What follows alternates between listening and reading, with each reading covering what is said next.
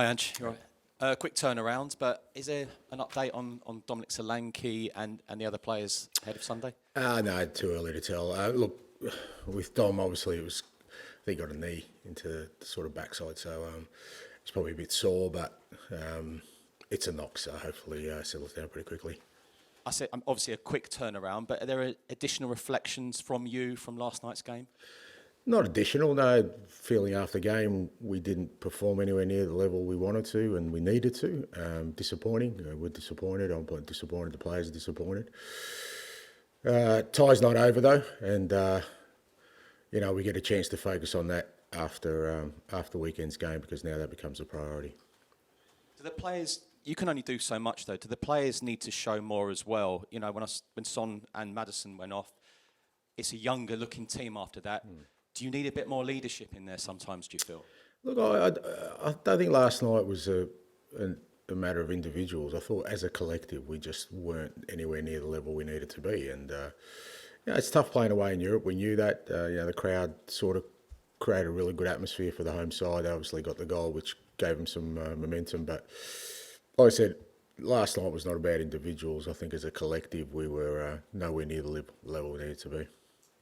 Alkmaar have a free week, but that doesn't always work out in a positive way. You glad Spurs have got this game Sunday against Bournemouth? Obviously, it's going to be a tough game, but everyone goes on about how pivotal Thursday is for the whole season.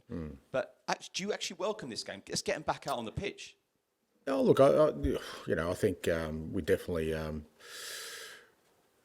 need another game to sort of get the squad to where we needed to get to, and again, gives us an opportunity to get some more game time into certain guys. And look, last night's disappointment, the best way to sort of put that to one side is to perform well on the weekend. Our league form hasn't been too bad over the recent period and we want to continue that. Whilst obviously the Europa League is a massive emphasis for us, I still want us and we still have a real desire to move up the table and get that opportunity on Sunday. Hi, Ange. Can I just check on Ben Davies? Could he be back for Sunday's game? Not really sure. He's training. He's actually training at the moment, so we'll see how he feels. He's definitely progressed and he feels good, so see how we go next 24, 48 hours. He's a chance, but we'll see how it goes. You said last night after the game that, you need to analyse why the mindset perhaps wasn't there from your players, as a collective.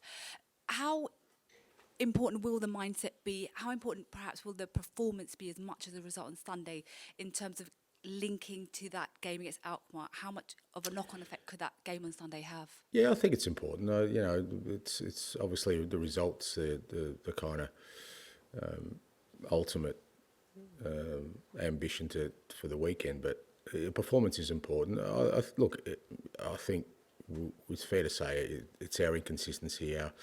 Our best and our worst this year has had too much of a gap, and we've certainly been really good at times, but like last night, we've been poor at times this year, and we paid a price for that. And we need to rectify that and try and get a bit more consistency in performance, which then I think will reflect more on the results. But we need both a good performance and a good result on the weekend. Like I said, look, the Alkmaar game, as poor as it was, the reality of it is it's 1-0. We've got them at home next week. We can focus on that after the Bournemouth game, but right now that's got to be our priority. We didn't see Mickey van der Ven or Christian Romero feature yesterday. How much are they in your thinking for Sunday's match? Yeah, they're a chance. Look, to be honest, when I saw the pitch the night before, I pretty much made up my mind I wasn't going to risk them last night. It wasn't a great pitch. It wasn't steady underfoot, and it wasn't a game where I thought I needed to kind of expose them. But a couple extra days training and recovery, and hopefully both are in line to feature. George. Angelo, can you just clear up what happened with Vicario at full-time? Because there's a video going around on social media of him sort of waving and some fans aren't happy. And I just wondered if you'd spoke to him, if you've got your own take on what happened at full-time whistle with him. Vic is very, very passionate about this football club. He's very passionate about what we're trying to do here, and he wants to win, and he wants everyone on board with that. And if people think there is one bad or vindictive bone in Vicario's makeup, they don't know the man that I do. The guy's one of the purest human beings you could ever come across, mate. So whatever he does where he thinks is best for the team, best for this football club, because he really cares. You mentioned looking for some consistency. I just wondered, we're so used to free-flowing football under your team. Last few matches probably hasn't been like that. Can you put your finger on why that's happened? Yeah, look, I think if you take away, we did beat Ipswich 4-1 a couple of weeks ago. Second half against City, we were really, really good against a very good team. So, but when you're inconsistent like we are, people pick moments and invariably look at your lowest points as a reference point. So if you look at last night, that was nowhere near, as I've already said, nowhere near the level we need to be. We've had that kind of performance a few times this year, and like I said, it's what's cost us more than anything else, the inconsistency, and we need to rectify it. Just a word on Bournemouth, they're having a good season. What have you made of them? Yeah, they've been really good. They were good last year too.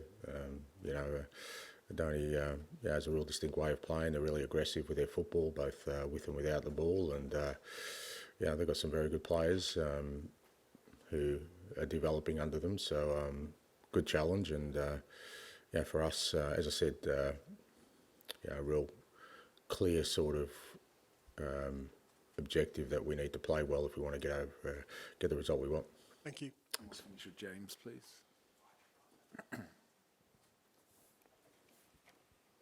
Hi, Ange. You said the gap between your best and worst is too big.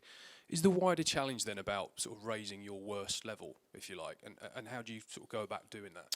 No, it's just about, like I said, consistency in performance, so that it's not just about sort of raising, our worst level. It's just about, like I said, understanding the different challenges each game poses and making sure we're prepared for that. Look, some of our inconsistency has come from the fact we haven't had a consistent lineup, so that you bear that in mind. But at the same time, I still feel last night was not kind of a reflection of where we are from a squad perspective.